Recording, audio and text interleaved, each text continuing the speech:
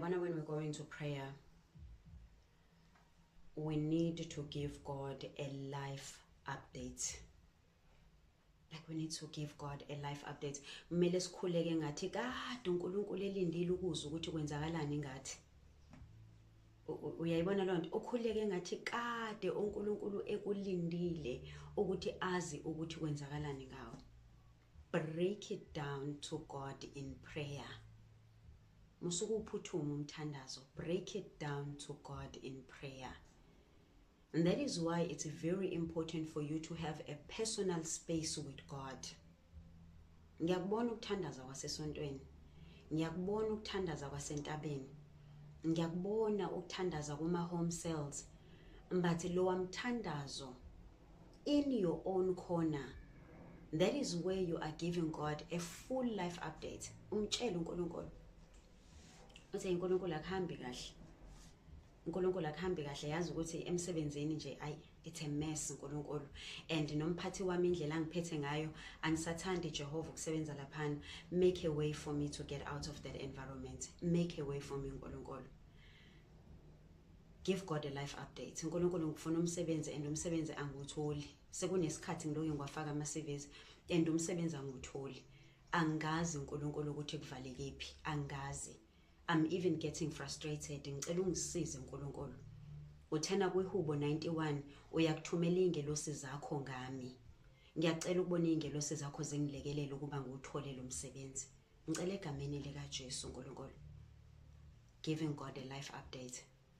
uNkulunkulu yazi ukuthi akuhambe kahle financially. Kuyabheda uNkulunkulu when it comes to my finances. Kumele ngikhokha ama school fees, ngivele ngibehind, ngiyakweleta kulama school fees abantwana. Kusamele ngilungise lunch, kusamele ngikhokhele umalume. It is too much for me uNkulunkulu. Ngiyasindwa mdalo wami. Can you make a way for me? Can you provide for me uNkulunkulu? Egameni lika Jesu ngiyacela mdalo wami. Ngiyazi ukuthi wena ungangenzela. Give God a life update. It's not enough for you to come to prayer and say, I'm going through a lot uNkulunkulu. Awukathululi lapho. Usagodlile. Usagodlelile uNkulunkulu indaba. But uNkulunkulu wants to hear ukuthi what's going on. Yini ehlupha wena? uNkulunkulu uzobe seyaleza ingelosi zakhe ngawe ukuthi lekelelwa. Usizo luzofika luzokwehla. Uyabona uJesu ehlangana nendoda ehlela emathuneni inamadimoni. uJesu wawabuza amadimoni ukuthi nibangaki?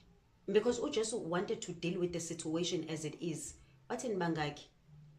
Baqhamuka basho ukuthi hayi sibaningana khona la. uJesu wasedila nalawo madimoni amaningi.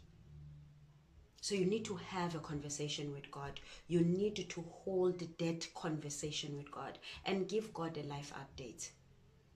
When you are praying, be honest with God. Musukuphuthuma umthandazo, musukuphuthuma umthandazo. Give yourself time in prayer. Unekwelete ofuna ukuyiqeda.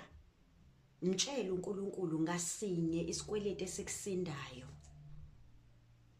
Take accountability. uNkulunkulu ngizingenisile ezikweletini ngezimo ezukuthi nokuthi kodwa sengiyasindwa manje. Can you please help me, God?